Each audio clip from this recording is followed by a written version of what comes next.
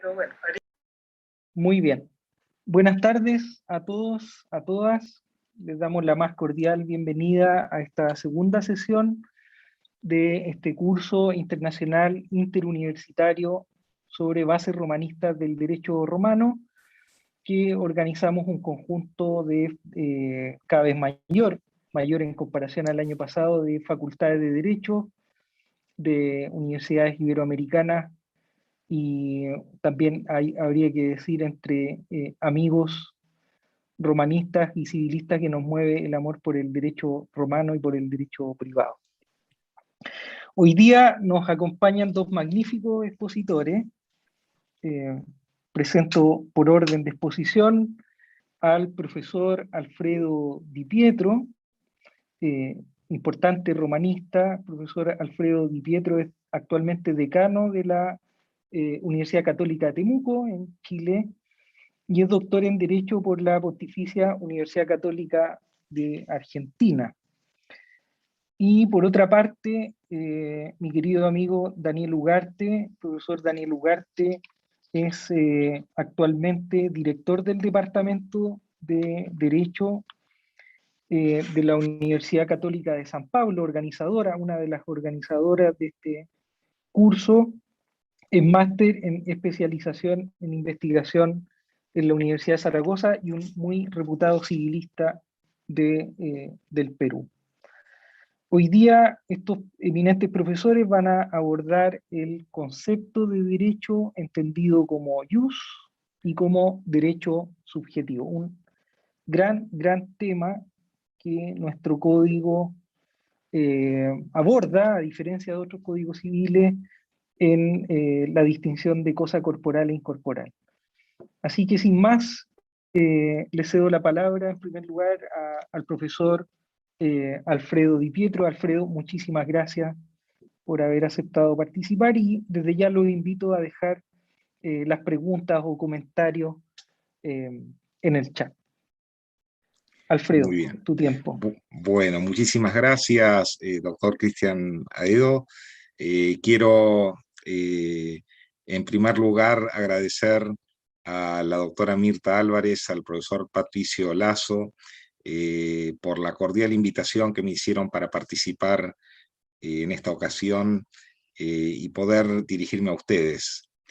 Y aprovechar este momento también para recordar al querido profesor, doctor Alejandro Guzmán Brito, un maestro para todos nosotros, pero aparte una persona muy querida por todos, y por esa razón creo que no podemos dejar de mencionarlo en esta oportunidad y tenerlo presente en nuestro corazón. Realmente, de algún modo, en nuestra formación romanista, don Alejandro marcó nuestras vidas, y sus textos siguen, sus obras siguen de algún modo marcándonos un camino, un método, una disciplina, una rigurosidad, algo que realmente es una enseñanza constante para todos nosotros. Pero bien, el tiempo nos apremia y vamos a comenzar a tratar este tema, que es un tema también tan interesante, un tema que no ha perdido la actualidad, ha sido motivo de discusión, motivo de debate a lo largo del siglo XX en particular, que es el tema de la existencia o no de los derechos subjetivos en el derecho romano. Evidentemente, este es un tema muy medular que ha hecho que grandes romanistas como Álvaro Dors, como Max Kaiser, dedicaran y prestaran atención a este problema. Por tal razón es que creo que, en primer lugar, conviene delimitar el ámbito, porque es un tema evidentemente extenso, delimitar el ámbito en el cual queremos movernos, queremos trabajar, que es particularmente el venir a procurar establecer si existieron o no existieron los derechos subjetivos en el derecho romano.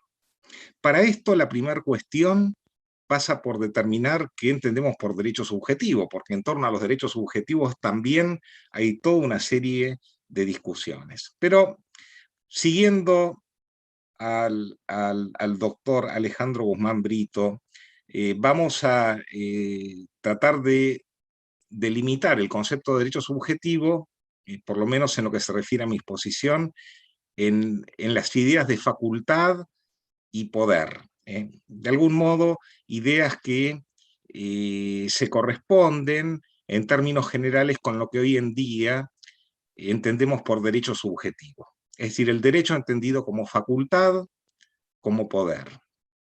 Algo que, como dice el profesor Guzmán Brito, es algo tan connatural con el ser humano, que el derecho subjetivo para nosotros es una noción prácticamente incorporada en el pensamiento y en los ordenamientos jurídicos modernos. Lo que resulta verdaderamente decisivo en este aspecto es que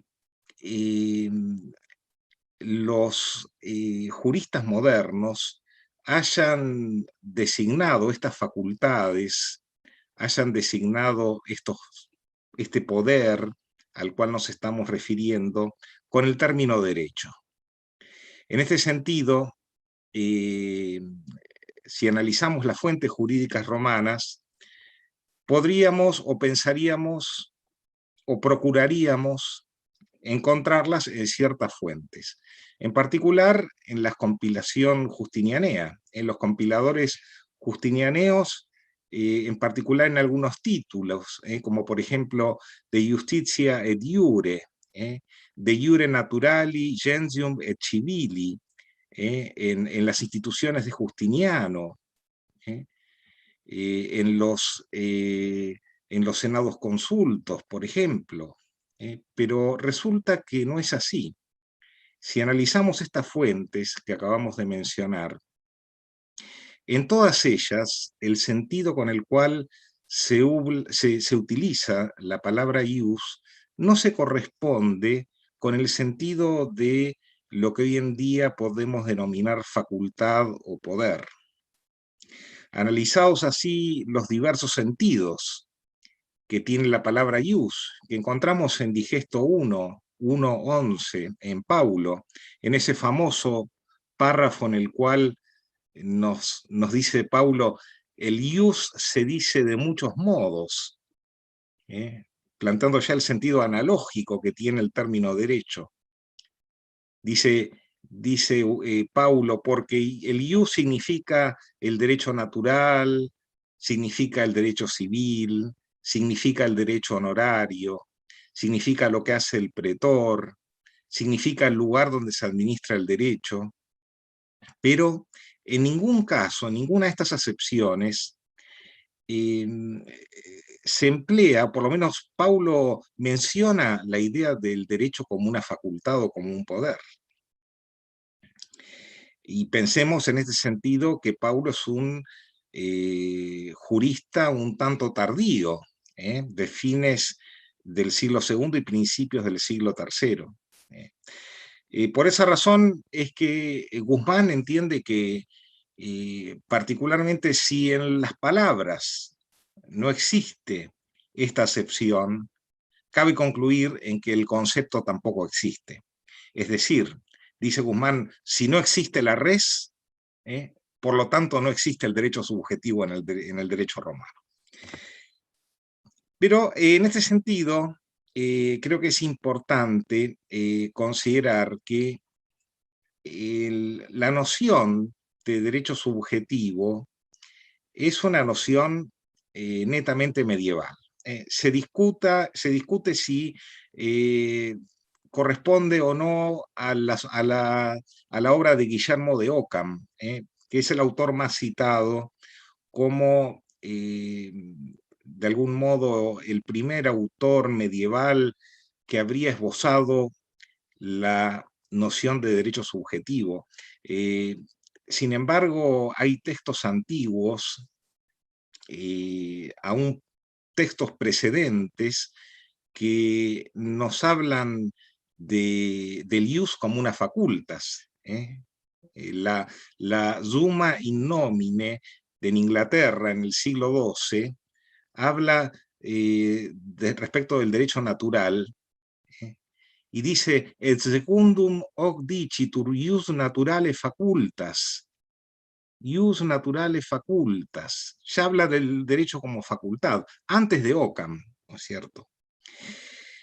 En el siglo XX la cuestión se planteó como una discusión entre autores italianos, autores españoles, en particular Álvaro Dors se ocupó del tema en un trabajo muy interesante denominado Aspectos objetivos y subjetivos del ius, escrito en 1953, en honor de Emilio Albertario. Este fue un trabajo muy significativo porque analiza el problema.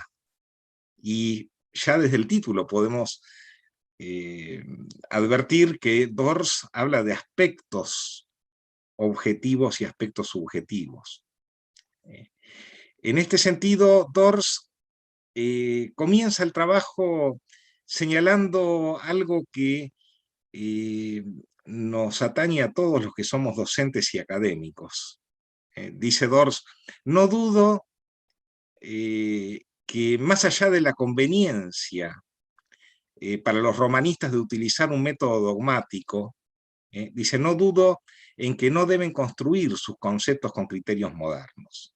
Es decir, es evidente que en el ámbito de las aulas resulta más o menos frecuente que utilicemos criterios dogmáticos, criterios que responden a una dogmática moderna, pero la realidad es que esto no es aconsejable. Dice Dors, no dudo que algunos lo considerarán censurable, dada la fuerza que inevitablemente ejercen sobre nuestra mente las categorías de la dogmática jurídica moderna, que es necesario abandonar para reconstruir los genuinos conceptos romanos. Evidentemente, muchas veces explicamos el derecho romano bajo la apariencia de lo que son los derechos subjetivos, pero esto no respondería en principio, en este estado de situación, a lo que los romanos entendían por tal. Dors critica una obra muy importante sobre este tema, que es Actio e diritto soggettivo de Pugliese. Pugliese, un autor italiano, hacia fines de la década del 30, publica este libro, un libro también muy interesante en el cual trata de relacionar, de vincular la idea de acción con la idea de derecho subjetivo. Sin embargo, el mismo Pugliese llega a la conclusión de que la palabra ius, aunque la podamos traducir en el sentido que Pugliese quiere darle, sin embargo, reconoce que los romanos no llegaron a entenderla estrictamente en este sentido. Admite Dors, sin embargo, un camino hacia una cierta subjetivización del ius.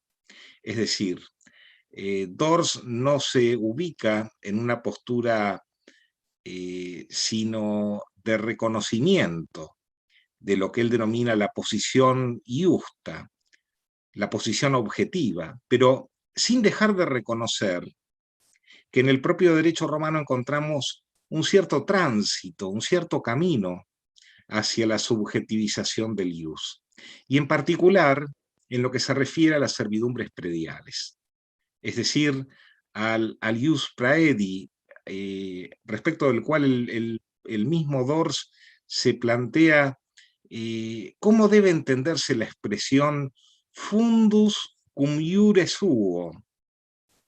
Dice, ¿acaso el fundo es el titular de un derecho? Dors en su trabajo utiliza la palabra perplejo, utiliza la expresión perplejidad, es decir, los textos romanos en algunos aspectos nos causan perplejidad.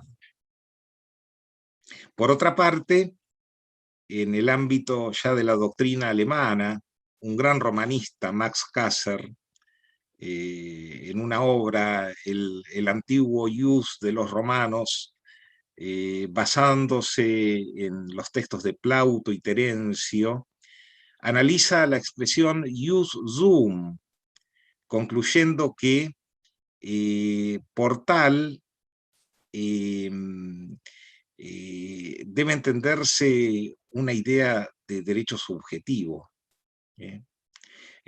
Caser sostiene en este trabajo la idea que luego va a reiterar en un trabajo posterior, pero de una manera mucho más definida.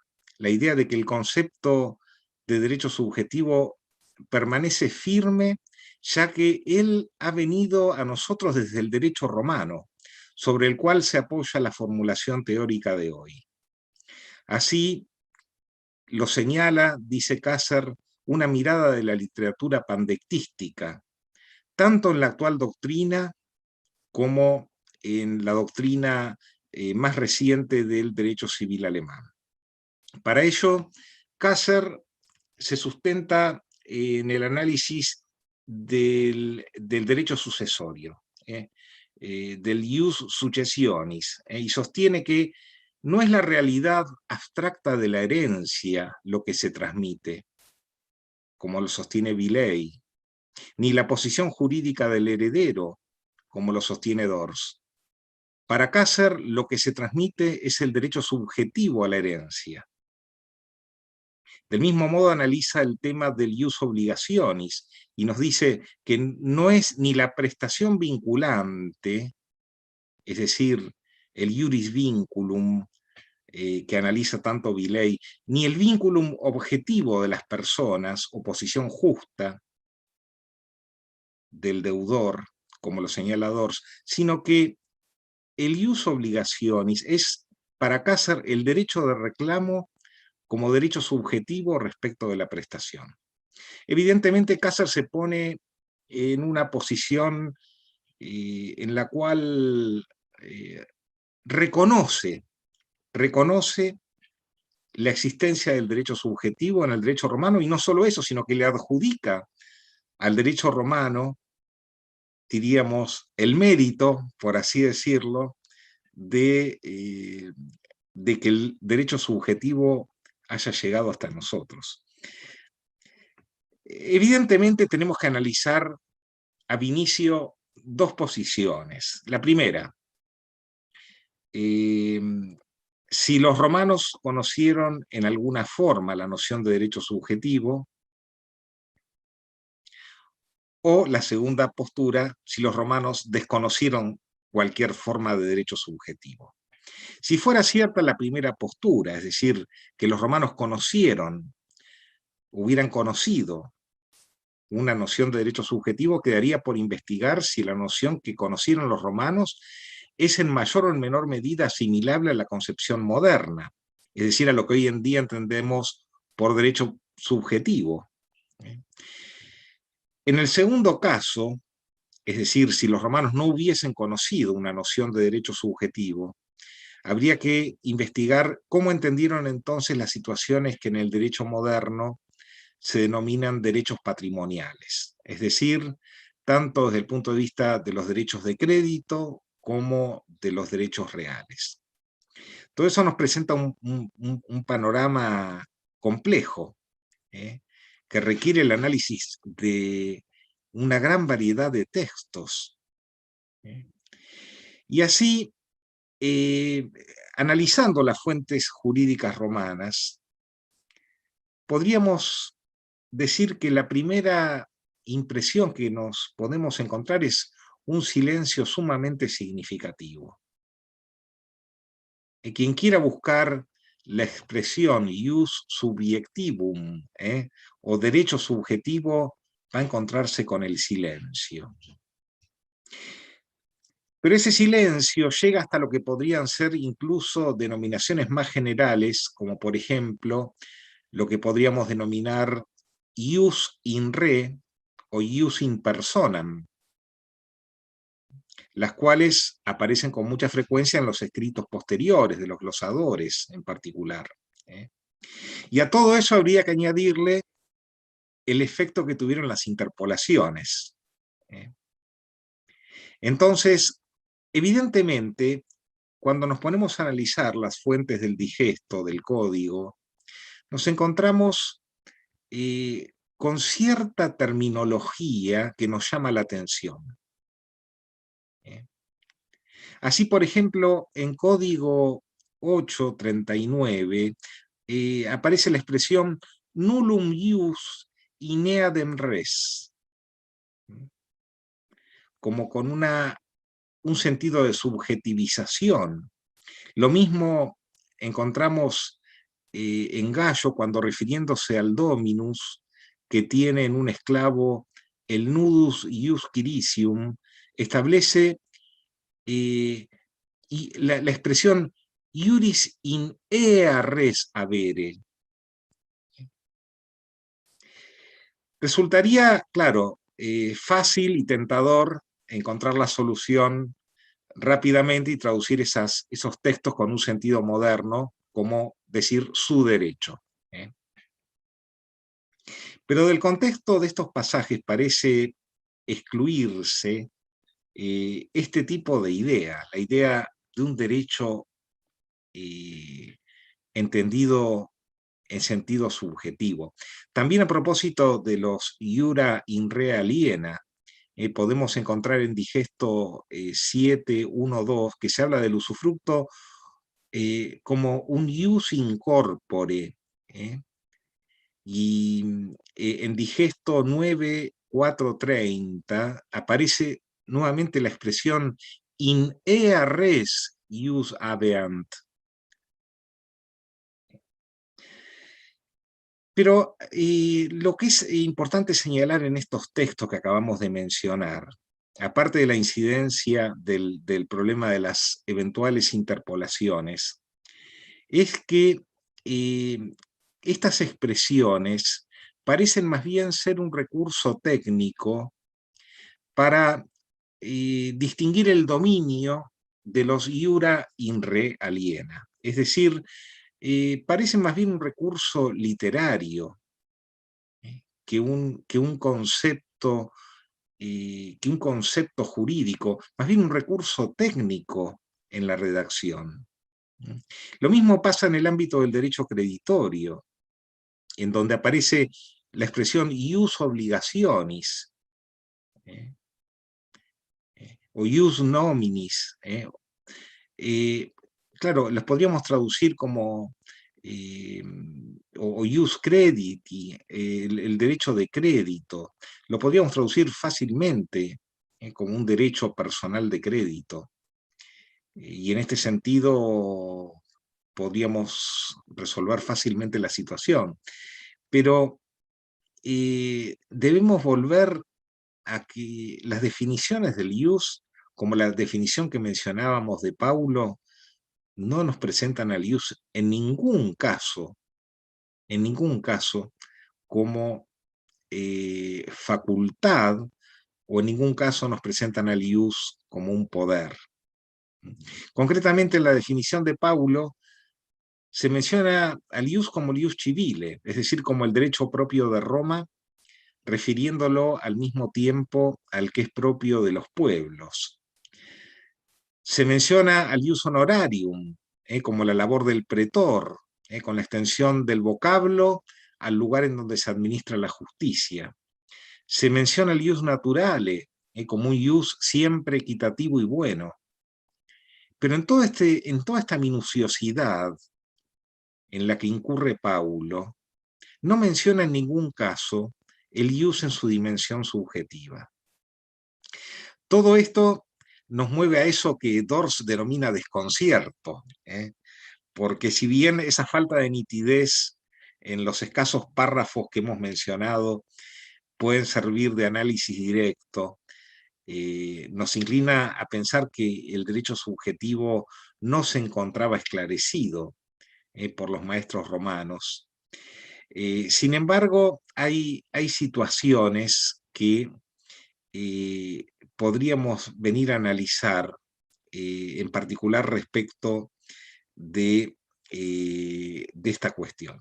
Así, por ejemplo, algunos autores piensan que la ausencia o escasez de vocablos no implica de por sí la inexistencia de derechos subjetivos. Esta sería la opinión de Bonfante, por ejemplo. Bonfante, para el cual la inexistencia de términos no significa inexistencia de contenidos a los que esos términos podrían hacer referencia. Pero esta definición ha sido sumamente criticada por simplista y, en cierto modo, inexacta. Voluntaria o involuntariamente se asienta o pretende asentarse en una tesis evolucionista, como el propio Bonfante quiere explicar, ¿no es cierto? Una especie de infancia del derecho. Y en este sentido, ese planteo resulta erróneo, porque lo que podemos encontrar en el sistema jurídico romano es que evidentemente hay un grado de desarrollo que no se corresponde con una tesis evolucionista. Para dar un ejemplo, puede resultar útil aquí mencionar la opinión de los que piensan que si bien los romanos no utilizaron las expresiones ius in re o ius in personam, las mismas pueden resultar lógicamente de la concordancia con la summa divisio de las acciones, que en definitiva se corresponde con la perspectiva romana de entender el derecho a partir de las acciones, más que de conceptos abstractos. Entonces, según esta summa divisio, las acciones sí se dividen en acciones in rem y acciones in personam, de tal modo que lo protegido en las acciones in rem serían los derechos reales y lo protegido por las acciones in personam serían los derechos de crédito.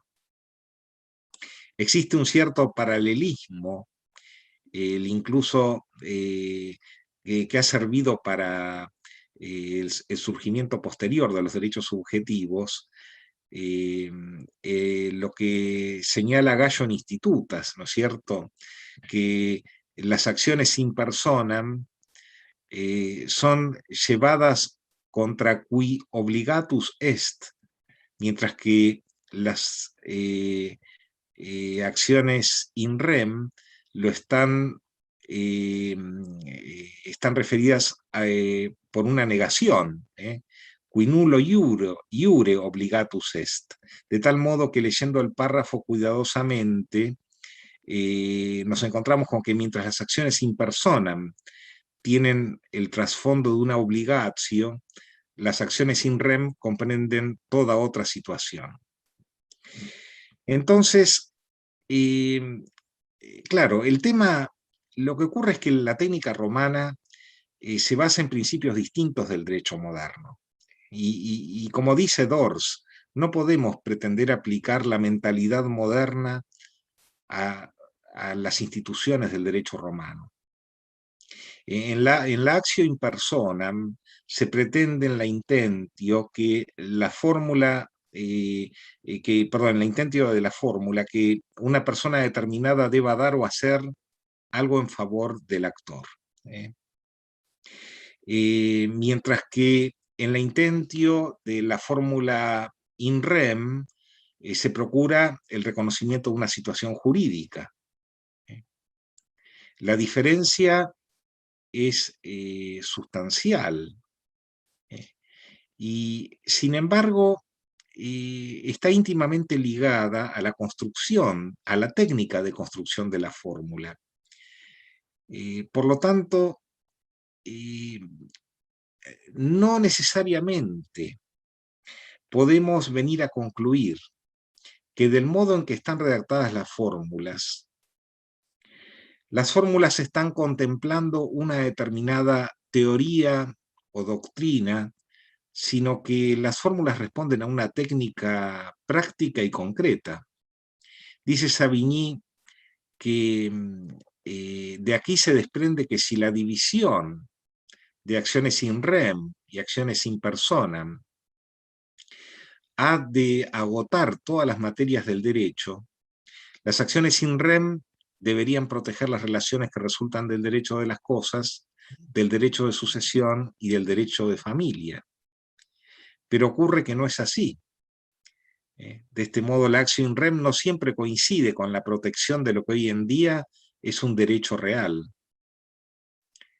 También en el propio derecho romano, si analizamos los interdictos, vemos cómo, como remedios, en su carácter de remedios extraordinarios, sirven tanto para asegurar la posesión, como también para asegurar ciertos derechos que serían personales. Por ejemplo, el interdictum de libero homine exhibendo, a los efectos de proteger un hombre libertatis causa. El interdictum de liberto exhibendo, a los efectos de que se presente un liberto ante su patrono para requerirle obras. Pero, por otro lado, para resultar falsa la concordancia de las nociones modernas con las nociones antiguas, encontramos que la naturaleza de todos los interdictos es personal. Por lo tanto, resulta bien complejo el pretender aplicar y encuadrar las categorías modernas en el derecho romano, y en particular en lo que se refiere a los derechos subjetivos. Así, por ejemplo, cuando analizamos las acciones prejudiciales, como por ejemplo las cuestiones que tienen que ver con el estatus, que según la terminología moderna serían acciones personalísimas, son sin embargo acciones in rem en la técnica de la fórmula pretoriana, y también las acciones in rem scriptae, que por su naturaleza serían personales, de hecho tienen una dirección in rem, es decir, se refieren a una dirección impresa por la propia ley. Así la actio quod metus causa, o la actio ad exhibendum. Pero curiosamente, fíjense hasta qué punto llega la cuestión, que la actio furtiva, que en cierto modo protege la reinstalación de la relación real que el despojado tenía respecto de la res furtiva, es decir, de la cosa que había sido robada, no es un actio in rem, sino que es un actio in personam, en cuanto está dirigida contra una persona determinada que es el fur. Surge entonces, con nitidez, que pretender juzgar la actitud del jurista romano según los principios elaborados por la mentalidad moderna nos lleva a tener que forzar indebidamente el régimen de las instituciones romanas, las cuales, para ser juzgadas correctamente, deben ser descritas, deben ser analizadas con ojos romanos. Debe recrearse la forma mentis propia de los juristas. Sin embargo, hay que analizar el derecho bizantino, porque en el derecho bizantino, como también lo advierte Dors, ocurre una curiosa aproximación a los derechos subjetivos. Es decir, no creemos en este sentido que podamos hablar de derechos subjetivos en el derecho romano. Y por lo tanto tampoco podemos afirmar que existan derechos subjetivos en el derecho romano posclásico y en el derecho bizantino propiamente. Sin embargo, hay cierta terminología que emparenta esta noción del ius como una noción cada vez más aproximada a lo que luego en la Edad Media definirían Duns Scoto, Guillermo de Ockham y luego Marsilio Ficino. ¿Y cuáles serían esas cuestiones que deberíamos analizar? Bueno, en primer lugar, como señala Dors, en el derecho bizantino nada queda ya a la disposición de los particulares, sino es acogerse a los beneficios de las leyes. Por este motivo surge en la época posclásica ya la idea del ius como con una aproximación subjetiva. El otro aspecto a considerar es el tema del procedimiento. El procedimiento formulario, caracterizado como ordinario, permitía una atribución equitativa de acuerdo a las circunstancias y de acuerdo a las acciones. Pero en la historia del derecho romano, en particular en la época posclásica, el reemplazo del procedimiento per fórmulas por la cognitio extra ordinem, por la cual desaparece la división en dos etapas del juicio, in iure et in iudicio, que arrastra también la desaparición del ius dare y el ius dicere, tan propios del pretor, y podríamos añadir el ius redere. Desde ahora solo va a haber un iudex, ante el cual las pretensiones de los particulares litigantes ya no van a ser atribuidas por ese funcionario, sino que van a ser alegadas en virtud de las leges y los iura. Es aquí donde Dors advierte que hay ya una cierta dependencia de ese ius suum que es atribuido por las leyes y en relación a los iura. Así, por ejemplo, analizando textos del Digesto, encontramos en Digesto 1.7.14 la expresión iura omnia perdit, dice el texto, pero también el nieto concebido y nacido del hijo en poder del padre adoptado pierde por la emancipación todos los derechos. Iura omni perdit. Aquí, evidentemente, pareciera existir un sentido subjetivo. Y también lo encontramos en relación a los testamentos. Digesto 49, 17, 19, aparece la expresión en relación al testamento militar, dice el texto, porque el militar había podido desde el principio morir en parte testado y en parte intestado, cuyo derecho no habrá tenido dice el texto en latín, quod ius iste non abuerit. Evidentemente, esta es la terminología que para Dors nos causa perplejidad. Y podríamos sumar otros ejemplos, como por ejemplo cuando se habla del adquirir el ius o del amitere ius, empleado respecto de adquirir una posición jurídica, o el alienare ius, que tiene un sentido netamente posclásico. Por lo tanto, según estos textos que acabamos de señalar, a los cuales podríamos añadir una multitud de casos que encontramos en el Digesto, Dors señala que los posclásicos fueron, a partir de estos cambios en el procedimiento, de esta dependencia de las leyes, fueron los verdaderos precursores de los modernos en la distinción entre norma y facultad. Cuando, en cambio, volvemos al pensamiento clásico, debemos despojarnos de esta idea. Es, por lo tanto, necesario, para ir llegando a cierto tipo de conclusión, advertir también que en la época posclásica, en particular, en la época del derecho bizantino, ya justinianeo, encontramos cierto tipo de cuestiones vinculadas al derecho, a los bienes eclesiásticos, por ejemplo, que merecen una especial atención.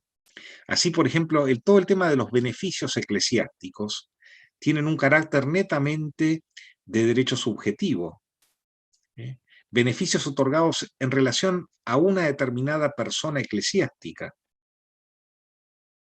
Uguccio se pregunta, ¿de quién es el dominium o la proprietas de las res ecclesiasticae?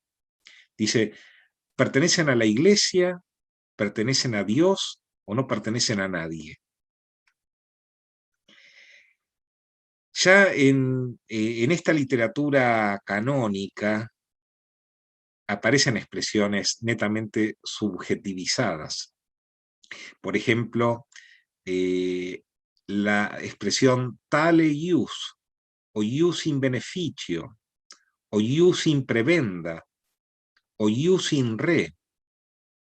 El mismo Papa Inocencio IV, hablando de la acción intentada por un patriarca para obtener la subiectionem quarandam ecclesiarum, dice que se trata de una realis petitio, dice, dicebat enim se ius avere in re,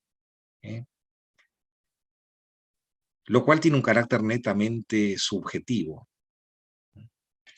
Y en el ámbito, fuera del ámbito eclesiástico, en el ámbito de los bienes laicos, se va a comenzar a hablar del dominio como un ius in re, tal como no lo habíamos visto anteriormente en la época clásica. Sin embargo, esta expresión ius in re, que podríamos traducir por derecho real, no se corresponde exactamente con lo que nosotros entendemos hoy en día por derecho sobre una cosa. En este sentido, Villey ha analizado el caso y siguiendo a Landsberg, aunque difiriendo en ciertos aspectos, dice, sin embargo, aun cuando trataron de encontrar, por ejemplo, la causa de un actio in rem, no la van a establecer en el ius in re, sino que generalmente la van a ver en el dominium. Se coordina ello con la extensión extraordinaria que le van a dar al vocablo dominium, puesto que habrá dominium utile, dominium directus, dominium usufructus, dominium servitutis. Este sentido no identificador del ius in re con el derecho real se va a ver todavía en el caso del caso del ius ad rem, es decir, el ius ad rem como entendido como un lugar intermedio entre los derechos reales y los derechos personales. Evidentemente, la cuestión se va complejizando en la Edad Media. Así, por ejemplo, respecto del derecho del electus, respecto de los beneficios de su cargo, cuando, por ejemplo, en el ámbito eclesiástico alguien resulta elegido para desempeñar un cargo, pero todavía no ha sido consagrado para el ejercicio de ese cargo. ¿Qué tipo de ius tiene ese electus?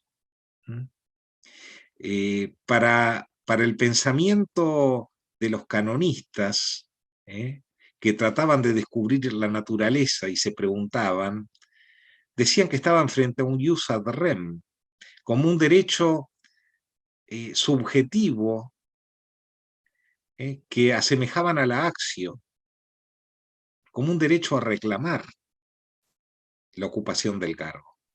Para ellos el ius in re recién lo tendría el electus una vez que ha sido consagrado, que ya se ha hecho cargo del beneficio. Evidentemente, en todas las fuentes del derecho bizantino ya encontramos cierta terminología que nos aproxima a un sentido más subjetivista. Todos estos vocablos, la expresión ius in re, incluso ius creditae, tienen un sentido que va teniendo una coloratura, por así decirlo, más subjetivista. Los glosadores, en cierto modo, resultaron atrapados por estas ideas. Por eso difícilmente podamos encontrar en los vocablos empleados por los glosadores, sin embargo, la terminología clásica, pero tampoco vamos a encontrar en ellos la terminología, por ejemplo, entendida como facultad o como poder. Por eso, evidentemente, lo que podemos señalar respecto de la expresión derecho subjetivo, a manera de conclusión, concordamos con lo que señala Tors fundamentalmente en cuanto a que no corresponde analizar categorías jurídicas clásicas con mentalidad moderna, utilizando conceptos y utilizando de algún modo teorías y concepciones abstractas modernas. Evidentemente, por más esfuerzo que pretendamos realizar, esas categorías resultan difíciles de encuadrar en un derecho que, como el derecho romano, se presenta como netamente objetivo. Evidentemente, no podemos negar que hay autores que piensan lo contrario. Por eso es tan importante para quienes nos dedicamos a la pedagogía del derecho, tan importante tener presente esta cuestión. Porque en las clases de derecho romano habitualmente es frecuente que los profesores hablen del sujeto de derecho, como el titular de derechos, algo que no aparece en ningún texto jurídico romano. Y por lo tanto, el venir a plantear estas cuestiones requiere de la consideración de toda esta discusión que se ha dado en la doctrina entre los textos de Villey, los textos de Max Kasser, los textos de Pugliese y muchos otros autores que se han dedicado al análisis de este tema. Y entre ellos he mencionado varios trabajos muy interesantes, pero en particular uno que se refiere a esta cuestión, don Alejandro Guzmán Brito, sobre el tema de los derechos subjetivos, y concluye siguiendo a Dors, pero por caminos distintos, en el sentido que Guzmán nos habla de la inexistencia absoluta de la expresión derecho subjetivo en el derecho romano. Y evidentemente la construcción del derecho subjetivo es una construcción medieval. Se discute si Occam es el responsable de la moderna noción de los derechos subjetivos o si Occam utilizó categorías ya conocidas en su época.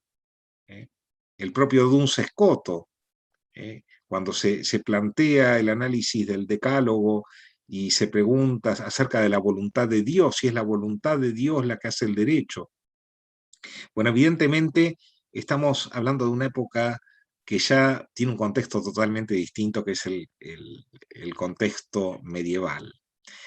Yo creo que en este aspecto es muy importante entender que, en particular, los autores alemanes como Kasser, hacen mucho hincapié en esa visión pandectística del derecho romano, que, como lo dice el propio Savigny, es una interpretación del derecho romano, pero para ser aplicado en la Alemania de fines del siglo XIX. Es decir, no nos olvidemos que el BGB, el Código Civil alemán, data del año 1900. Es decir, que hasta ese momento lo que se aplicaba era el derecho romano, y por lo tanto el sistema del derecho romano actual no pretende recrear el derecho romano clásico, sino establecer un derecho romano actual.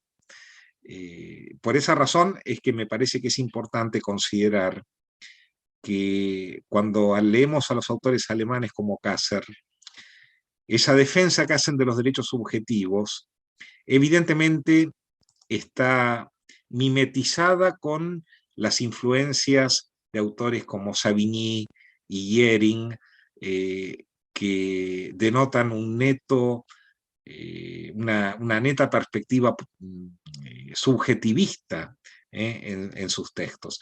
Y por lo tanto, evidentemente, tienen en mente al derecho alemán, y en el derecho alemán encontramos evidentemente, como en la generalidad de los códigos modernos, esta perspectiva subjetivista. Pero lo que sí podemos afirmar es que del análisis de las fuentes romanas no surge con claridad que en el derecho romano haya existido una noción del derecho como facultad o del derecho como poder, y por lo tanto que haya existido una concepción del derecho como derecho subjetivo. Bueno, de este modo concluyo mis palabras, porque sé que hay que ser puntuales con el horario. Les agradezco mucho la atención, el espacio, agradezco mucho a quienes me han invitado a participar de esta jornada, al doctor Patricio Lazo, a la doctora Mirta Álvarez, a ellos mi agradecimiento, y de mi parte envío un cordial saludo a todos, todo el auditorio, a todos los que en este momento están participando de esta reunión. Así que muchísimas gracias. Muchas gracias, Alfredo, por la magnífica ponencia. Probablemente el derecho justinianeo es como esa niebla que en la física impide ver esos primeros momentos del Big Bang, y nos va a tener siempre en esa discusión de qué es lo que hubo realmente antes de eso. Bueno, voy a dejarlos ahora con mi querido amigo, el profesor Daniel Ugarte, que va a tener una aproximación dialogante desde el derecho moderno con esta perspectiva tan rica que nos ofrece Alfredo. Daniel. Muchas gracias, Cristian. Bueno, buenas tardes con todos. Bueno, ante todo, dejo manifestar que para mí es en realidad un gran honor poder participar en este curso en homenaje a don Alejandro Guzmán de Brito, a quien, como les manifesté a mis amigos Patricio, Jorge, también al profesor Di Pietro, no solamente, sino solo por sus obras y además por una parte de su vasta obra, nada más, ¿no? Por eso es un honor poder estar acá en este evento que ha sido pensado y con mucha justicia en homenaje a este gran jurista chileno, pero de talla mundial. Bueno, luego de escuchar atentamente la muy interesante ponencia del profesor Di Pietro, un civilista que, veamos, para empezar, sus conocimientos de romano son los míos, digo, en realidad mínimos, bueno, uno cae en la cuenta pues de que realmente sabe menos de lo que pensaba que inicialmente sabía, ¿no? Sin perjuicio de eso, yo quisiera plantear acá una aproximación, como bien ha dicho Cristian, dialogante entre lo que se entiende en la actualidad como derecho subjetivo, ¿no? Y bueno, lo que se entendían que no está del todo claro por el jus, ¿no? Porque el jus, entiendo además, como lo ha dejado muy claro el profesor Di Pietro, tendría distintas acepciones o distintas formas de interpretar, ¿no? Y la intención de hacer esta aproximación dialogal es porque estoy convencido, y seguramente comparten este convencimiento, de que el estudio del derecho romano en la actualidad, dentro de sus muchas utilidades, está la de reivindicar la razón práctica, ¿no? Como forma de aproximarse a la realidad jurídica. y un poco ir despojándonos de esa aproximación muy centrada en la razón teórica, fruto quizás de la codificación, y que bueno, sigue vigente todavía en muchos de nuestros países, ¿no? Entonces, la importancia de abordar un tema además tan complejo como este, creo que radica justamente en revitalizar esa razón práctica en la manera de pensar la realidad jurídica, y en ese sentido va a ir la exposición. La cuestión del derecho subjetivo para un jurista moderno, o digamos, aproximándose desde los conceptos de la modernidad, se plantea desde las distintas acepciones, ¿no?, que puede tener el propio vocablo de derecho, cómo puede ser entendido el derecho en la modernidad, en la época contemporánea, ¿no? Una de esas acepciones es, por supuesto, el derecho subjetivo como facultad o conjunto de facultades o poderes que son concedidos al sujeto, ¿no? Junto con esta acepción está la de derecho objetivo, como norma o como ordenamiento en general. Se puede hablar de derecho también, evidentemente, como ciencia, ¿no? Se puede hablar de derecho como valor, ¿no? Cuando se dice que no hay derecho para tal o cualquier cosa, ¿bien? Pero quizás rescatando la idea del derecho o del jus en el derecho romano, podríamos introducir una acepción adicional, ¿no? Y sería un poco recogiendo la posición que plantea Álvaro Dors como la posición justa o la cosa justa, ¿no? Que no necesariamente es lo mismo, pero poco nos remite a la idea de esa posición justa o esa cosa justa, ¿no? La cuestión sería ver hasta qué punto esta concepción romana del jus, ¿no?, como posición justa o posiciones justas o la cosa justa, nos puede ayudar a nosotros como juristas formados en una concepción moderna del derecho a tener una aproximación crítica a la concepción de derecho subjetivo y a la concepción de derecho que en la actualidad es predominante, y eso con un fin, con el fin de, como juristas, poder contribuir a la solución más justa de los casos concretos. Y en ese sentido, la idea de reivindicar la razón práctica propia de los juristas romanos creo que cobra especial relevancia. Se ha señalado muy bien que para Álvaro Dors, en realidad, el jus, ¿no?, en el derecho romano es un concepto elástico, ¿no?, que permite abarcar tanto el aspecto objetivo como el subjetivo del derecho, y que en realidad los romanos no conocieron una distinción rígida entre el aspecto objetivo y el aspecto subjetivo. No existiría, y esa es una, me parece, de las conclusiones del profesor Di Pietro, en la concepción jurídica romana, una categoría equivalente a lo que en la dogmática moderna conocemos como derechos subjetivos. Y en ese sentido, el propio Dors nos señala que el sentido originario del jus estaría íntimamente relacionado con una actuación procesal que se probó o puede probarse como justa.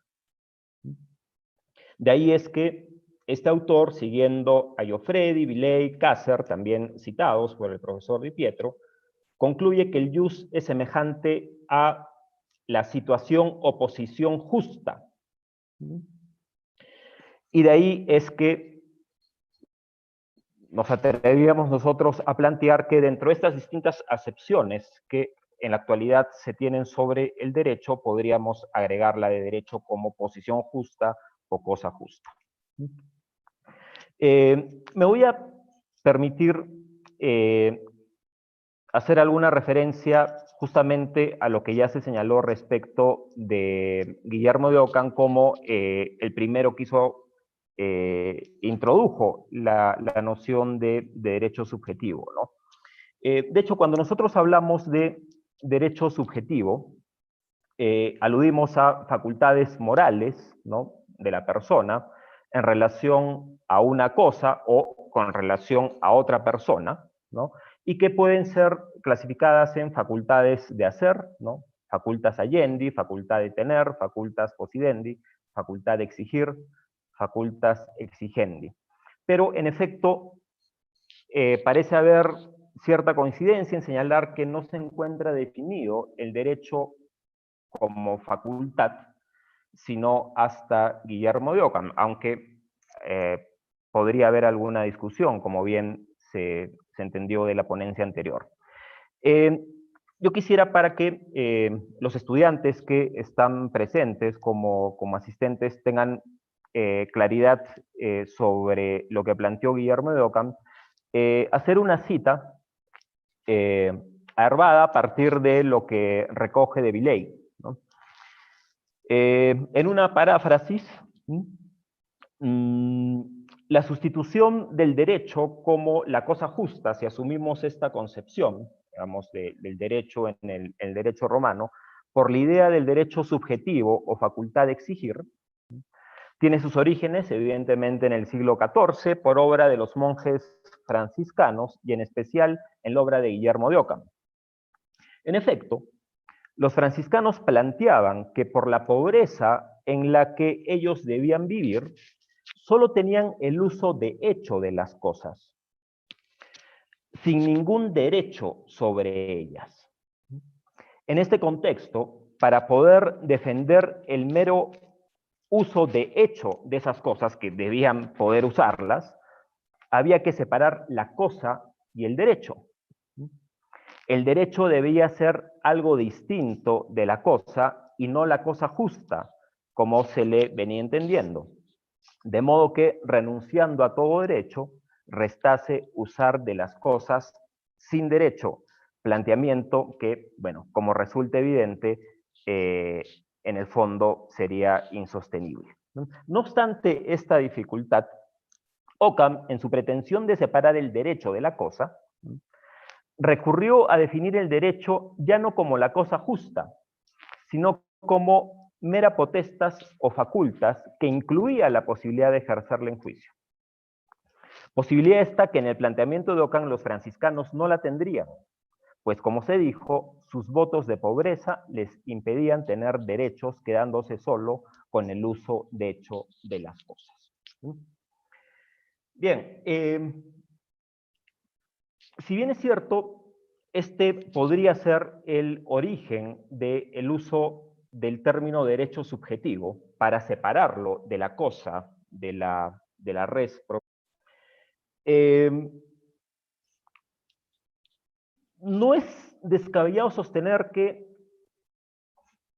ya después de la Edad Media y en la Edad Moderna, en el lenguaje castellano se seguiría utilizando el concepto de derecho como cosa justa o como lo justo.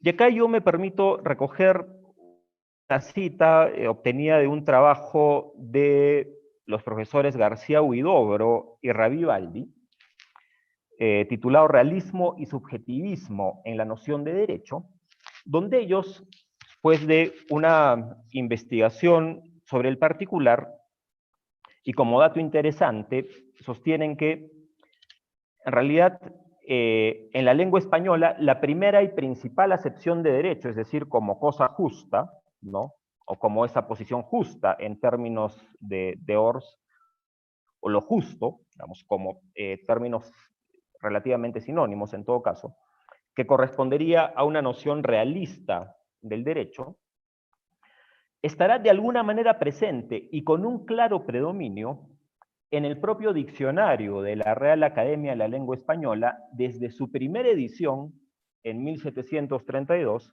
hasta la 10ª en 1852.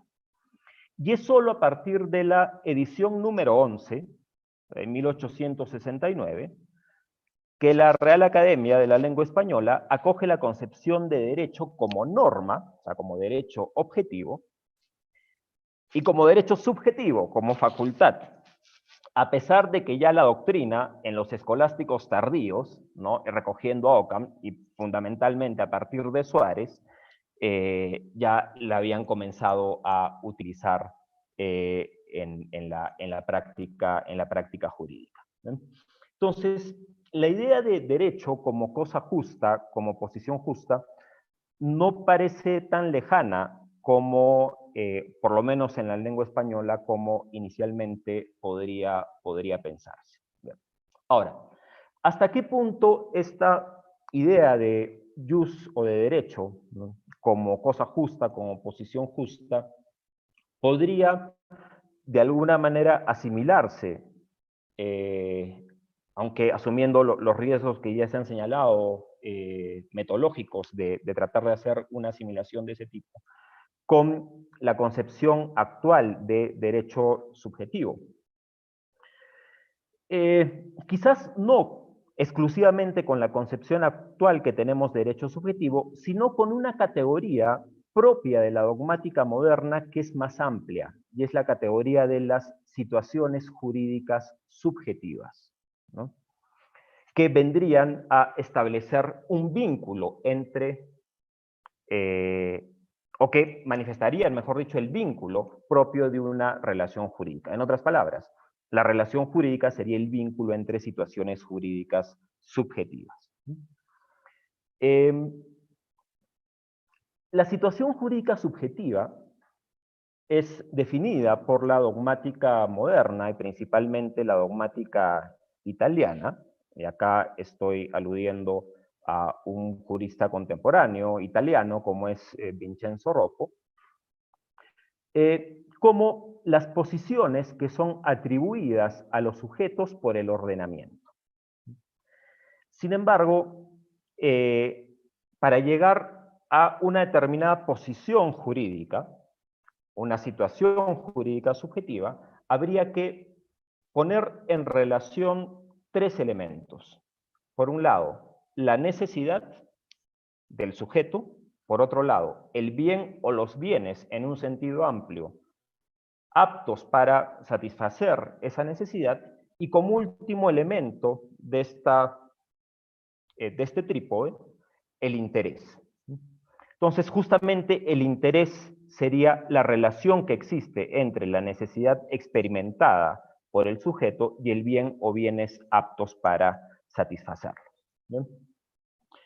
La cuestión es que, así como un sujeto puede experimentar este interés o puede ser titular de este interés porque experimenta una necesidad y encuentra uno o más bienes aptos para satisfacerlo, podrían haber en la sociedad otros sujetos que experimenten necesidades similares y en consecuencia invoquen también intereses respecto del mismo bien.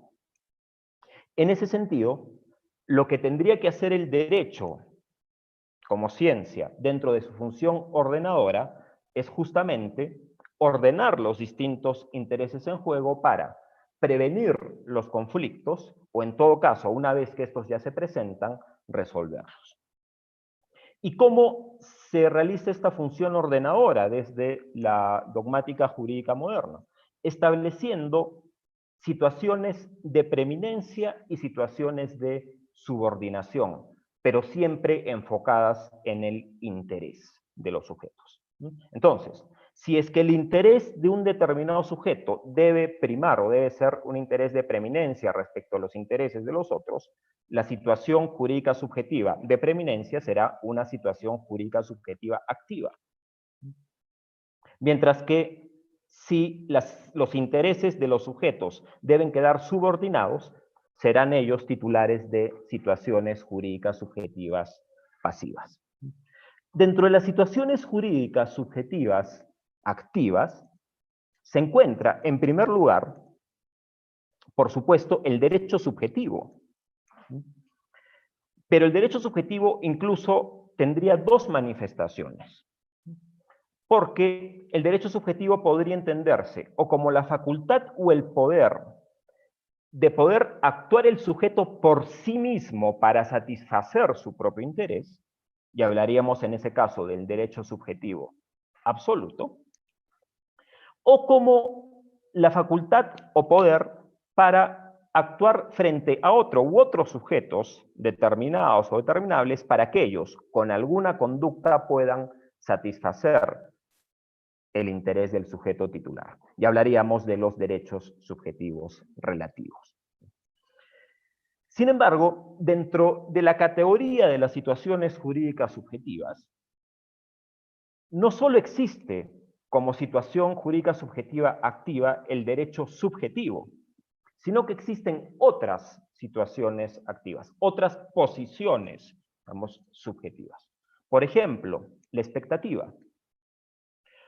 Es decir, el sujeto no es aún titular de un derecho subjetivo, pero tiene la esperanza de que, realizada determinada situación o acaecido determinado evento, hacerse titular de un derecho subjetivo, ¿no?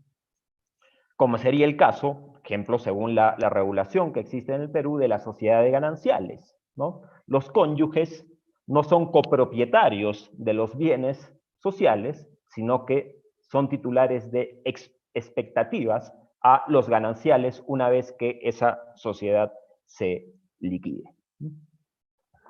Solo una vez liquidada adquirirían derechos subjetivos sobre la parte que les corresponde de esa masa, de esos bienes. Además de la expectativa, podríamos aludir a otras situaciones jurídicas subjetivas activas, distintas del derecho subjetivo. Por ejemplo, potestativo. El derecho potestativo, bajo la dogmática jurídica que estamos planteando, se distingue del derecho subjetivo porque es un poder que incide en situaciones jurídicas ajenas, pero sin que el titular de las situaciones jurídicas ajenas pueda hacer algo para evitarlo, ¿no? Un ejemplo, la denominada cláusula resolutoria expresa, ¿no?, que está regulada también en el Código Civil peruano en el artículo 1430. Una vez que las partes en un contrato han pactado una cláusula resolutoria expresa y se ha establecido con toda precisión qué obligaciones, en caso de ser podrían facultar a alguna de las partes a resolver de pleno derecho el contrato, lo que han hecho las partes es conceder no un derecho subjetivo, sino un derecho potestativo. ¿Por qué? Porque el contrato va a quedar resuelto por la sola actuación de el sujeto que se encuentra beneficiado con esa cláusula resolutoria expresa. Una vez verificado el incumplimiento, le bastará con notificar a la otra parte que se está valiendo la cláusula para que, al recibir esa notificación la otra parte, el contrato quede resuelto de pleno derecho. Y no podrá hacer nada para evitarlo. Ya no podrá ni siquiera impedir esta disolución pagando, porque desde el momento en que se ejerció el derecho potestativo ya se tomó la decisión de resolver el vínculo. Lo mismo podría plantearse en materia laboral, por ejemplo, con el derecho de renuncia del trabajador, ¿no? Bajo esta sistematización muy propia del derecho moderno, de la dogmática jurídica moderna, el derecho de renuncia del trabajador no es un derecho subjetivo tampoco, sería un derecho potestativo. ¿Por qué? Porque una vez que el trabajador decide renunciar, el empleador no puede hacer nada, jurídicamente hablando, para evitarlo. Podrá ofrecerle, como nosotros decimos, el oro y el moro para que se quede. Pero si el trabajador tomó la decisión de renunciar, él con su propia decisión da por extinguida la relación jurídica laboral. Y así como dentro de las situaciones jurídicas subjetivas activas se pueden plantear no solo el derecho subjetivo, sino también algunas otras posibilidades con ciertas variantes, como hemos visto, en las situaciones jurídicas subjetivas pasivas ocurre lo mismo. Porque, por un lado, frente al derecho subjetivo absoluto, por ejemplo, la propiedad, un plexo de facultades que incluso podría ejercer por sí mismo el titular para satisfacer por sí mismo su derecho, por ejemplo, el uso del bien, se encuentra una particular situación jurídica subjetiva que es el deber genérico, porque frente al titular de la propiedad están todos aquellos que no sean titulares de ese derecho. En cambio, en la otra manifestación del derecho subjetivo, que es el derecho subjetivo relativo, se encuentra al frente una deuda o débito, que se caracteriza ya no por un carácter abstracto general, como ocurre con el deber genérico, sino porque recae en uno o más sujetos determinados que son los titulares de la deuda. Y frente a quienes, y solo frente a ellos, mejor dicho, el titular del derecho subjetivo relativo se puede dirigir. Pero, reitero, no solo se circunscriben las situaciones jurídicas subjetivas pasivas al deber genérico o a la deuda, sino que, así como en el lado activo se encuentra el derecho potestativo, frente al derecho potestativo hay una situación jurídica subjetiva pasiva que recibe el nombre de sujeción. El empleador está en una situación jurídica subjetiva de sujeción respecto de su trabajador cuando éste decide ejercer el derecho de renuncia, o decide renunciar al trabajo. La parte contratante se encuentra en una situación de sujeción respecto de aquella que tiene la posibilidad de resolver de pleno derecho el contrato en mérito a una cláusula resolutoria expresa. Pero además, no solo habrán situaciones jurídicas subjetivas activas y pasivas de diversa índole, ya que de lejos superan la idea de derecho subjetivo, sino que además habrían algunas situaciones jurídicas subjetivas mixtas o neutras, es decir, que tienen componentes activos y pasivos a la vez. Es decir, no son situaciones de pura preeminencia del interés o situaciones de pura subordinación del interés, sino que son situaciones en las cuales, por ejemplo, para ver satisfecho un interés, hay que realizar una conducta. El ejemplo de la carga, por ejemplo, ¿no? La carga de la prueba. Si yo quiero beneficiarme con una decisión judicial a mi favor, tendré que aportar la prueba necesaria para ello, ¿no? Entonces, estoy constreñido a hacer algo, y ahí nos inclinamos un poco por el lado pasivo, pero para obtener un beneficio para mí mismo, que es obtener una sentencia fundada, para satisfacer mi propio interés. Pero también estará dentro de estas posiciones o situaciones mixtas o neutras o complejas la idea de potestad, ¿no?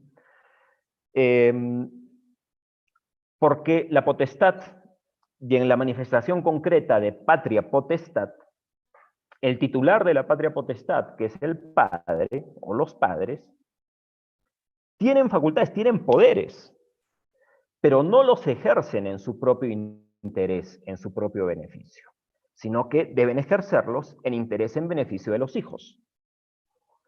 Entonces, ¿a qué va toda esta presentación de la dogmática jurídica en cuanto a las situaciones jurídicas subjetivas, activas, pasivas y mixtas?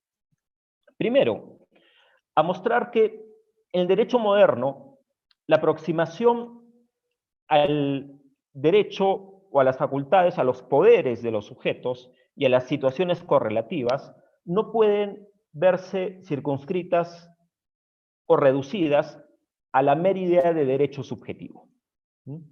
En la dogmática civilista moderna, el derecho subjetivo es solo una de las múltiples situaciones jurídicas subjetivas o de las múltiples posiciones jurídicas que pueden existir. Eso en primer lugar. Y claro, esto nos permitiría, de alguna manera, encontrar un punto de contacto con la idea del jus. O sea, un jus que no puede ser asimilado en el derecho romano al derecho subjetivo como facultad de exigir, sino que tiene un contenido sumamente complejo, como posiciones jurídicas en términos de Álvaro Dors. Sin embargo, esta podría ser una conclusión apresurada. ¿Por qué? Porque por más que el planteamiento dogmático de las situaciones jurídicas subjetivas, con toda esta diversidad de situaciones jurídicas subjetivas que no deja de ser interesante y útil también, nos permite ir más allá de la idea de derecho subjetivo. Todas ellas, todas las situaciones jurídicas subjetivas, radican en el concepto de interés. Es decir, el subjetivismo está presente en esta categorización, en esta elaboración de la dogmática jurídica. ¿Y cuál es el problema del subjetivismo?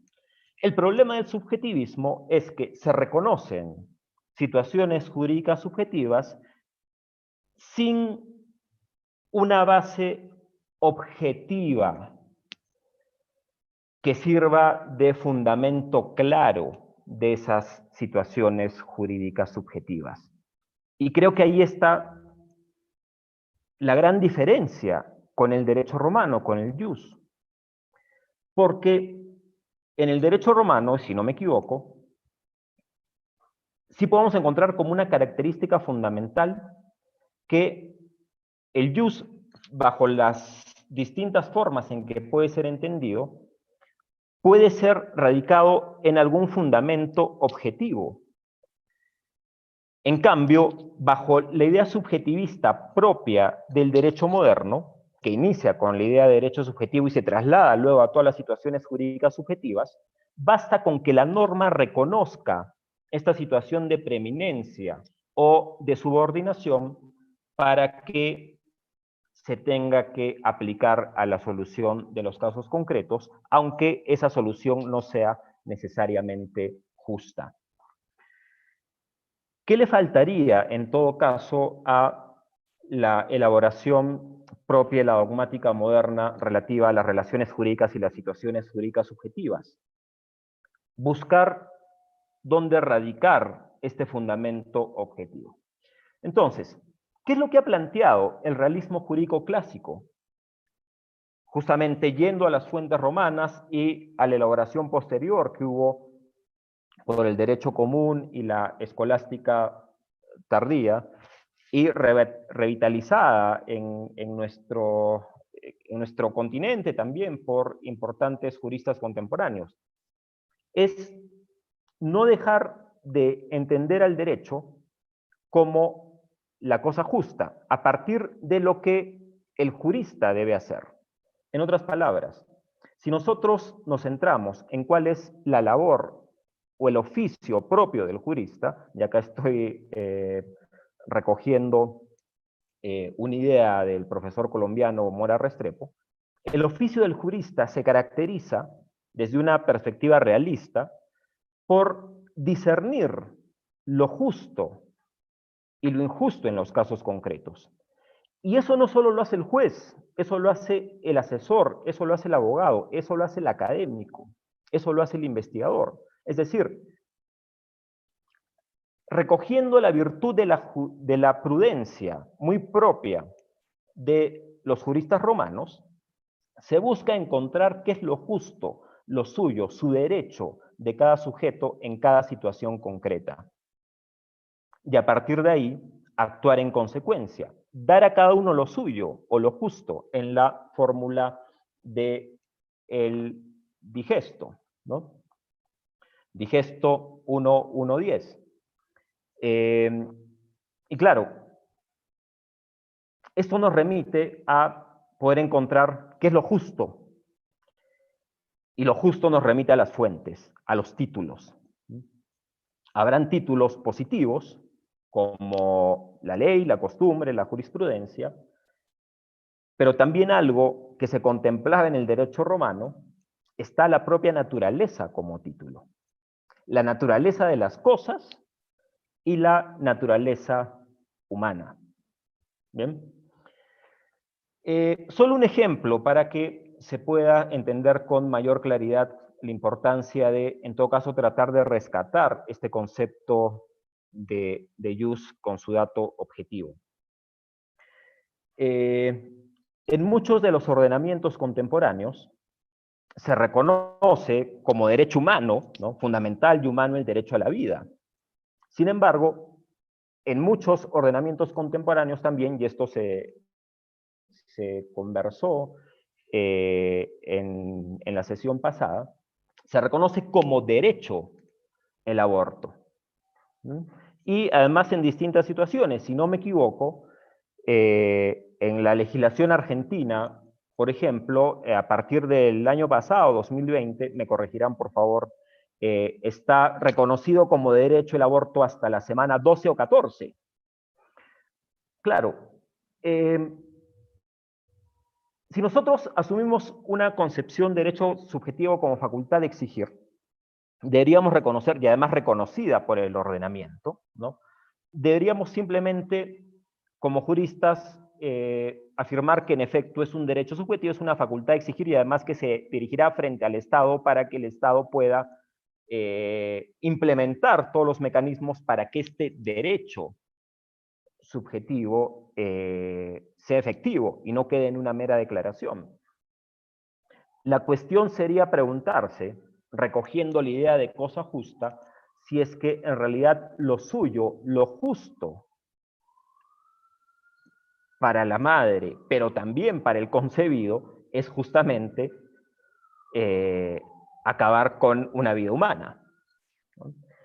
Esta idea de poder ir abandonando la razón teórica como único mecanismo para dar solución a los conflictos jurídicos y volver a la razón práctica que nos invita necesariamente a ver la realidad de las cosas, nos llevaría, a diferencia de lo que podría ocurrir en el derecho romano, que podrían, no sé, tener dudas si es que en realidad lo que está en el vientre materno es o no un ser humano, es o no una persona, y podría haber discusión.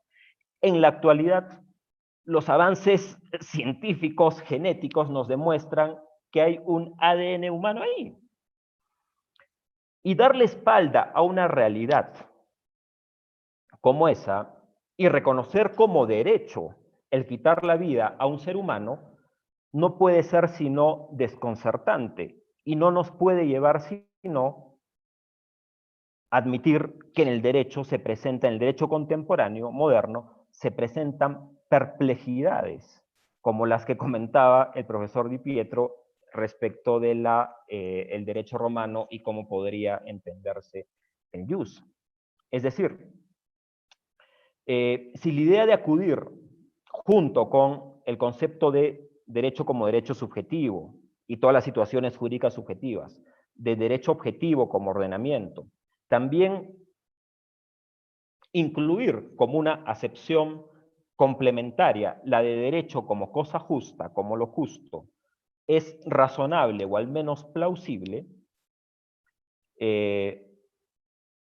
no deja de ser sino desconcertante que, por un lado, haya esta invitación a ver la realidad de las cosas para poder determinar si es que hay un título para estos derechos, y por otro lado, y afirmar que en efecto hay una vida humana, y por otro lado, aceptar que una vida humana puede ser aniquilada, ¿no?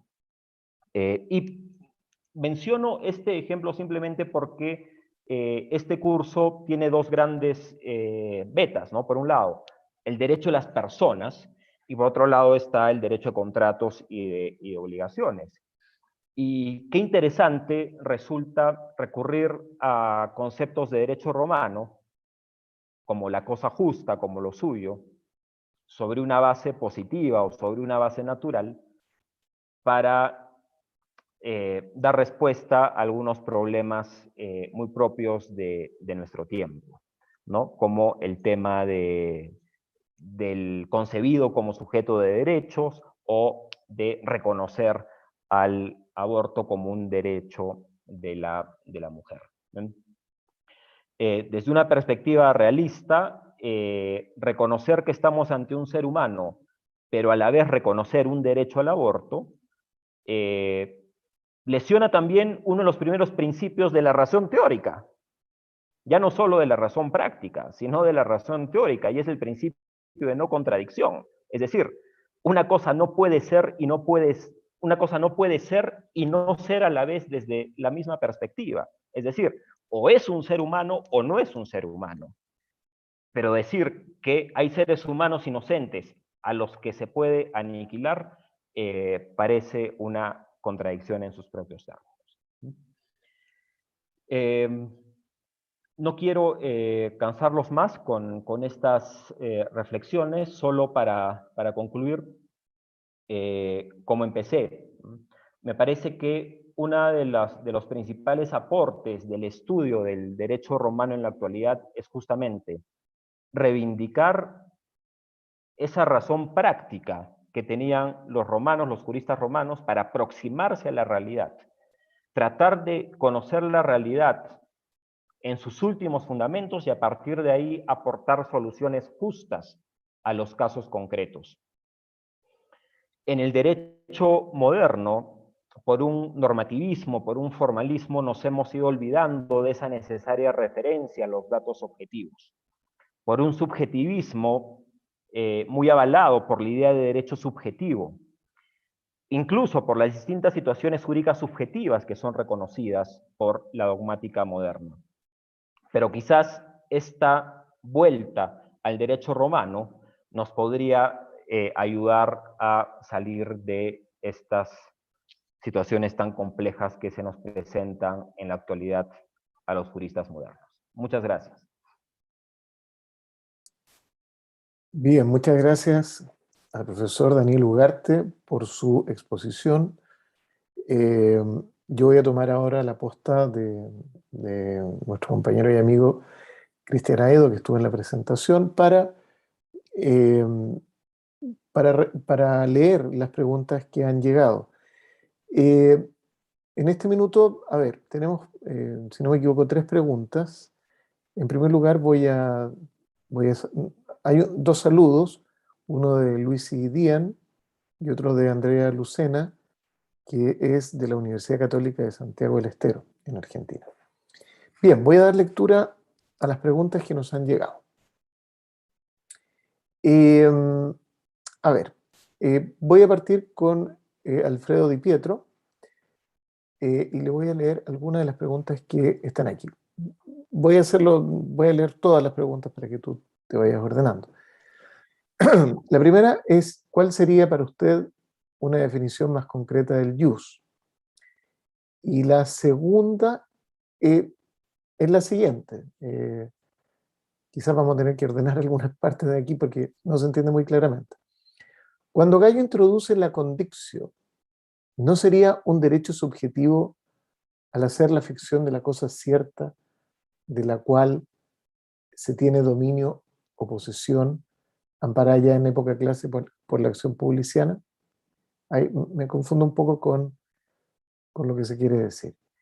Eso para Alfredo Di Pietro. Alfredo, tienes la palabra.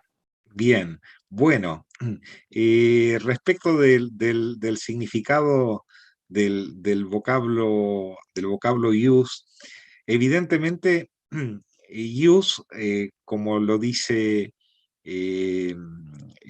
Guzmán Brito, dice, es un término polisemántico, y en cierto modo, desde lo que la filosofía del derecho define como un término análogo, es decir, que ius admite varios significados. Y esto nos lo enseña Paulo en el libro primero del Digesto. Evidentemente, entre estos analogados, podríamos escoger uno que fuese el principal. Es decir, que de todos los distintos significados, podríamos elegir alguno que por determinadas razones sea lo que pudiéramos denominar la acepción principal del término ius. Porque ius significa incluso mucho, tiene otros significados que Paulo no menciona, pero El ius en los tiempos más arcaicos del derecho romano está vinculado a la práctica ritual y a las formas y ritos jurídicos. Entonces, evidentemente hay muchos significados del ius, pero creo que probablemente hay dos palabras que definen el ius, que son lo justo y lo equitativo. Equum et bonum. Creo que lo justo y lo equitativo son dos términos que expresan sustancialmente lo que los romanos entendieron por ius. Partiendo de la base de que cuando hablamos de ius, hablamos de un término que tiene múltiples significados. Respecto del segundo tema, del tema de la condictio, claro, la condictio de cosas ciertas, ¿no es cierto? El caso que plantea la Lex Calpurnia. Yo creo que el tema de la condictio, el tema de los derechos reales en términos de derechos subjetivos es el tema más complejo. Y en particular, el tema de las res incorporales, porque respecto de las cosas materiales, resulta más o menos sencillo venir a establecer la posición de la cosa. Pero respecto de las res incorporales, resulta más complejo. ¿Cómo venir a establecer ese ius respecto de algo que no es tangible? Yo creo que en este sentido, respecto del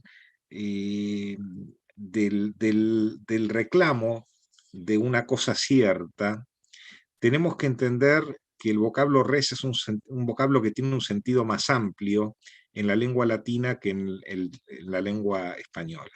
Es decir, res en cualquier diccionario de latín, ustedes van a buscar la palabra res y van a ver que ciertamente se traduce res por cosa, pero el vocablo res en la lengua latina es un vocablo con una significación mucho más amplia de lo que significa para nosotros la palabra cosa. Basta con analizar vocablos como la expresión res publica o res gestae para referirse a la historia. Entonces, yo creo que en este sentido, evidentemente, cuando trabajamos en el ámbito de los derechos reales, nos encontramos con cierta perplejidad, y reitero lo que señala Álvaro Dors al respecto. Es decir, cuando queremos leer el reclamo de una cosa cierta, en el caso de la condictio, en el derecho romano, podemos encontrarnos con interpretaciones que no responden exactamente a lo que nuestra mentalidad moderna entiende por el poder que ejercemos respecto de una cosa en materia de derechos reales. Yo creo que en este sentido, la lectura que hace Álvaro Dors, en el sentido de la posición justa del dominus, del dominium, en el caso del derecho real de dominio. Yo creo que la idea de la situación jurídica es muy expresiva. No me quiero extender mucho más con la respuesta, pero hay que entender que de acuerdo a la filosofía estoica, que fue la filosofía en particular en los textos de Gallo. Gallo fue un pedagogo, pero de formación estoica. Y en la filosofía estoica, la proprietas no es otra cosa que una qualitas de la cosa. Es decir, cuando hablamos de proprietas, o cuando en los textos de Gallo encontramos el vocablo dominium, muy probablemente Gallo lo está empleando en el sentido de qualitas. Para hacerlo más simple, le voy a dar un ejemplo. Cuando hablamos de la espada de O'Higgins, la podemos ver en un museo. La espada de O'Higgins. O'Higgins ya no está entre nosotros. pero la espada sigue siendo la espada de O'Higgins, porque la cualidad está en la cosa, no está en O'Higgins. Es decir, que no hace falta que esté O'Higgins ejerciendo el derecho subjetivo de poder sobre la cosa, sino que la proprietas está en la cosa misma. Es decir, para los estoicos, y a Gallo lo ubico dentro de esa escuela filosófica, de ese modo de pensar, para los estoicos el dominio es una qualitas de la cosa. Entonces, cuando hablamos del ius suum respecto de una cosa, no estamos refiriéndonos a la facultad de reclamar, sino a una cualidad que está en la cosa, de modo tal que la proprietas la podemos encontrar justamente en la cosa misma.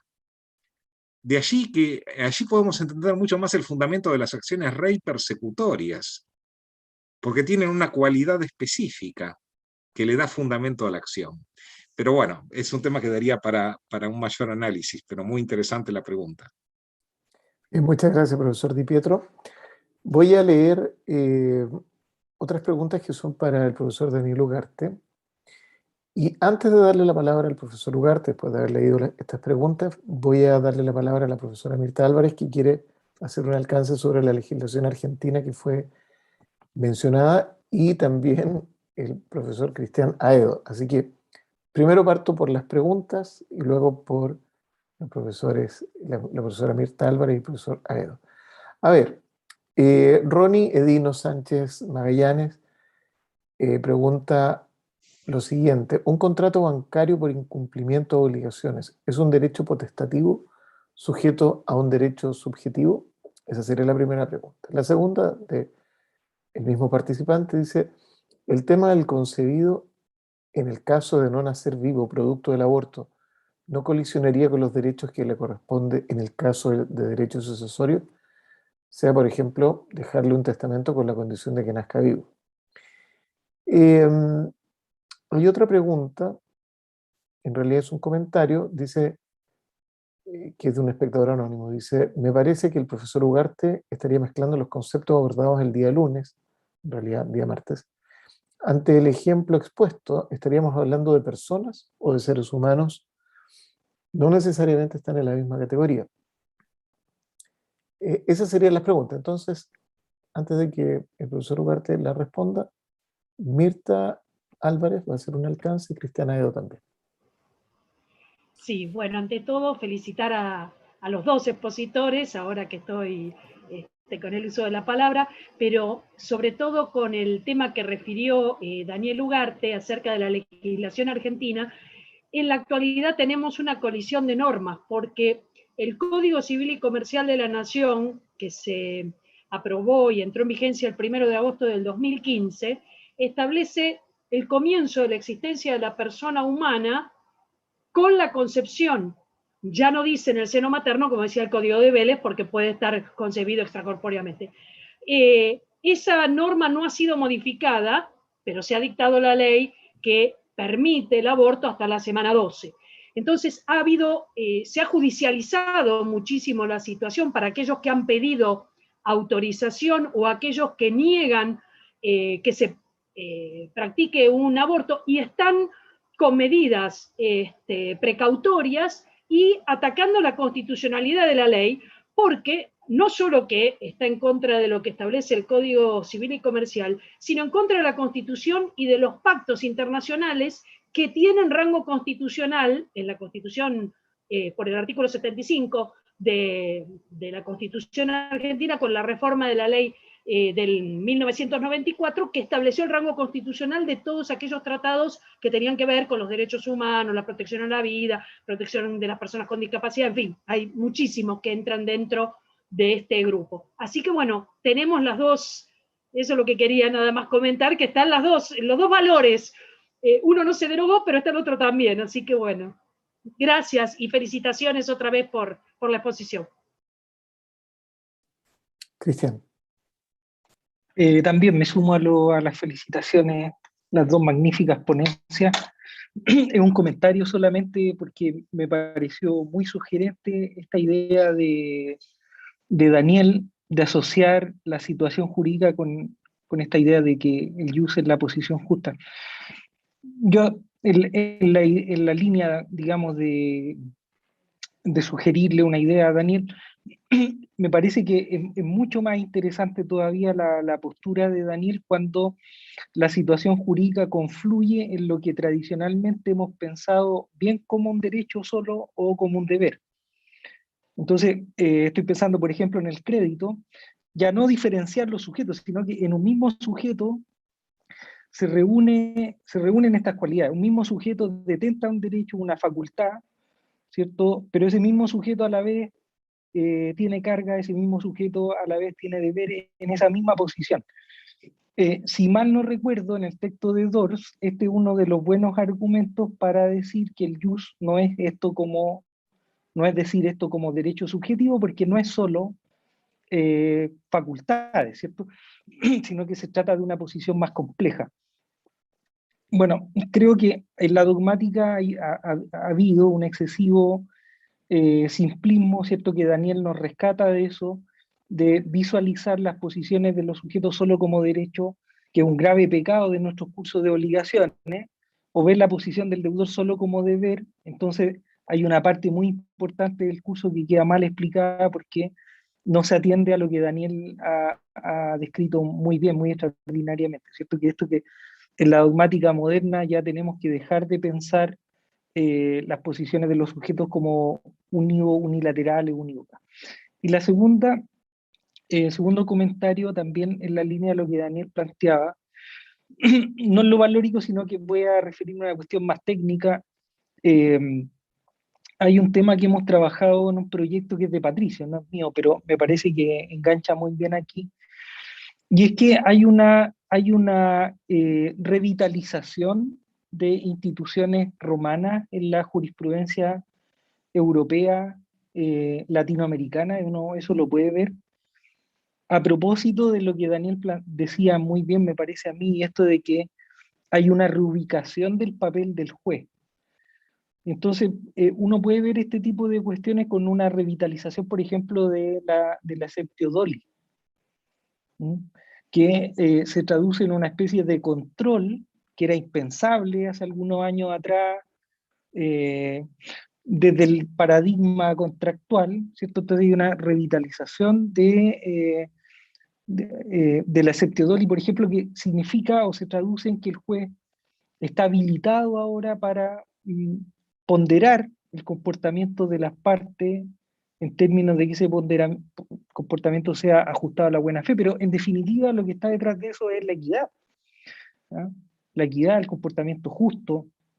Así que, bueno, eso, yo reitero las felicitaciones, brillante la exposición de Alfredo, la de Daniel también, muy sugerente Daniel, la idea, yo pienso que tienes que escribir sobre eso, me gustó muchísimo. Estaba dándole una vuelta cuando estabas hablando y yo decía, ¿no será la idea de situación jurídica la que pueda enganchar mejor acá? Y Daniel justo empieza a explicarnos eso muy bien, así es que bueno, no, muy interesante, aprendí muchísimo, muchísimas gracias a ambos. Bien, Daniel, tienes la palabra. Muchas gracias, Cristian. No, bueno, muchas gracias por los comentarios y por las recomendaciones. Muchas gracias, Mirta, por la precisión también. A veces uno puede caer en el error de tener una aproximación sesgada o reduccionista, digamos, a un derecho extranjero, ¿no? que no es el propio. Gracias por el dato. Sí, y bueno, más allá ahí de las valoraciones, efectivamente no deja de causar cierto desconcierto que por un lado existe el reconocimiento, ¿no? de un sujeto de derecho a nivel de código civil y comercial, a nivel constitucional, a nivel supraconstitucional, pero que por otro lado se reconozca un derecho que va en contra de un derecho al aborto, de ese reconocimiento al sujeto de derecho, ¿no? Entonces, por eso ahí la idea de poder en todo caso ver cuál es el fundamento objetivo de esa decisión, a ver si estamos en una situación justa, ¿no? En lo justo, en lo equitativo, volviendo a esta idea que plantea el profesor Di Pietro, como el jus, como lo justo y lo equitativo, si realmente es lo justo, ¿no? Claro, desde una perspectiva estrictamente positivista, bueno, si la norma lo dice, bueno, pues será lo justo, pero creo que a estas alturas del desarrollo de nuestra disciplina, asumir una posición legalista, normativista, positivista, ya debería ser superada, ¿no? Muchas gracias, Cristian, por las recomendaciones.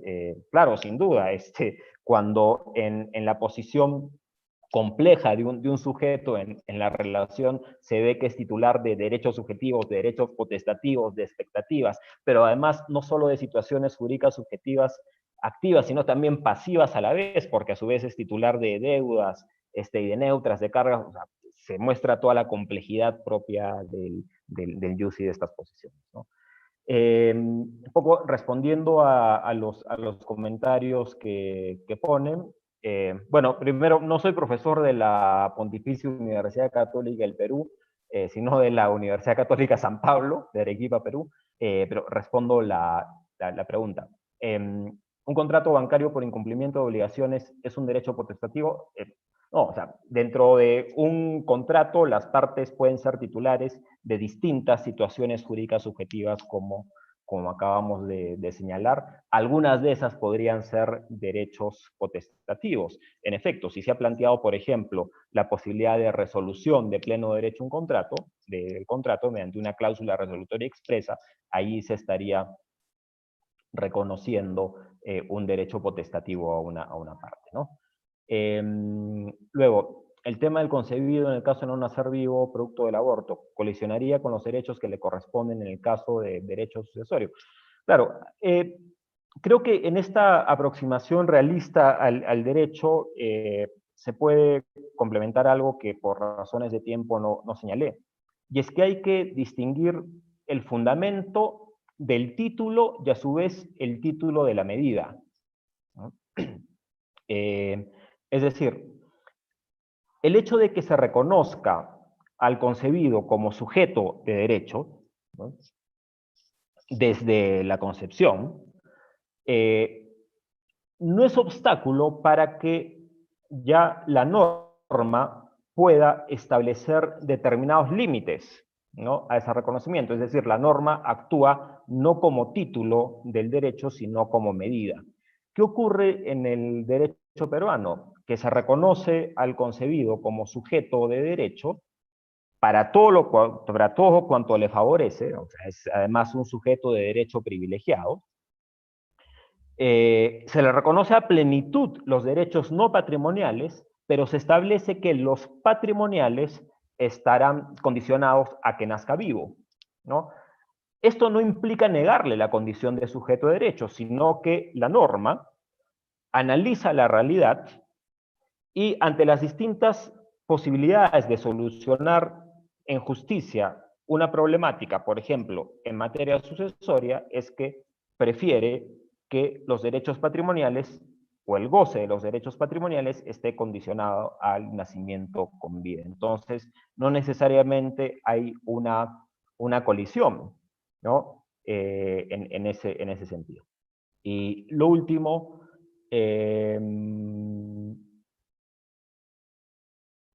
claro, se hacía la referencia a que probablemente yo estaría confundiendo conceptos, ¿no? Ser humano y persona. Claro, si nosotros asumimos que persona es un término estrictamente jurídico y técnico, sí, no se asimilaría, digamos, a la de ser humano, pero si vamos más allá del nivel estrictamente técnico del derecho. Creo que la pregunta, y había respondido ahí, sería la siguiente. ¿Cuál sería el fundamento, desde esta aproximación realista, cuál sería el fundamento para que a un ser humano, respecto del cual con los avances actuales de la técnica y de la medicina, de la genética, no hay duda que hay un ADN humano, o sea, que es un ser humano, cuál sería el fundamento jurídico para no reconocerle la condición de sujeto de derecho? Creo que la pregunta tendría que ir por ahí, ¿no? O sea, no simplemente decir, bueno, que por cuestión normativa se le puede a un ser humano no considerarlo persona, sino preguntarse cuál sería la razón o el fundamento para que eso pueda ser así, ¿no? Y ahí creo que nos encontraríamos con problemas, porque una cosa es que se autorice matar a alguien que es culpable, ¿no? Mediante la legítima defensa, o incluso que se autorice la pena de muerte eventualmente en algunas situaciones graves, y otra que a un ser humano inocente se le pueda matar de manera impune. Entonces, ¿cuál sería el fundamento jurídico para admitir eso? Entonces, creo que antes de plantear la dicotomía entre ser humano y persona, habría que hacerse esa pregunta de por qué un ser humano no sería persona. Creo que por ahí iría. Muchas gracias. Bien, muchas gracias tanto a Alfredo Di Pietro como a Daniel Ugarte. Hemos tenido una jornada también interesantísima. Gracias a las personas que hicieron preguntas, a los profesores, a la profesora Mirta Álvarez, al profesor Cristian Aedo. Vamos a dar término entonces a esta jornada, a esta sesión del día de hoy, y quiero invitar a las personas que se encuentran inscritas para el próximo día martes 24 de agosto, en que trataremos el tema la persona en el tránsito del sistema de acciones al sistema de derechos fundamentales, derecho romano y derecho moderno. Desde ya quedan invitados todos para ese día. Así que agradeciendo la asistencia y participación de todos, me despido y nos quedamos para la próxima semana. Muchas gracias y buenas noches.